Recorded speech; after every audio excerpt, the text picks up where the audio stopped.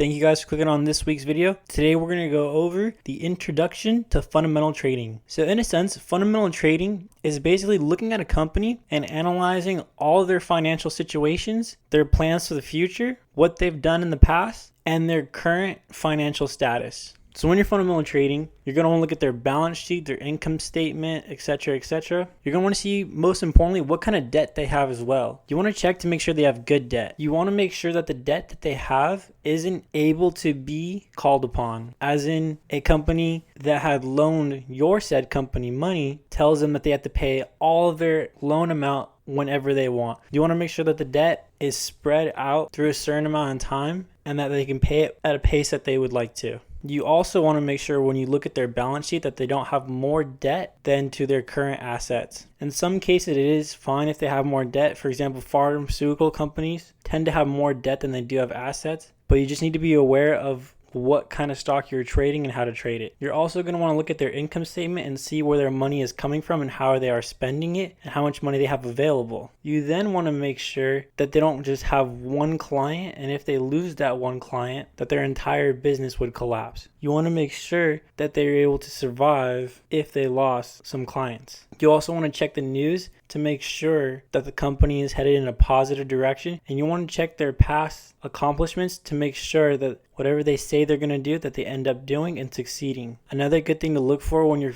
trading is to make sure that the CEO actually has shares in their own company for their personal portfolio, because if the CEO believes that their company is doing well, they'll buy shares into their company. So in a sense, fundamental trading is basically making sure that the company is golden inside and out and looking for long-term growth. Typically, this type of trading is most commonly associated with buy and hold. Thank you guys for watching. Remember to leave a like, comment, subscribe for more future content.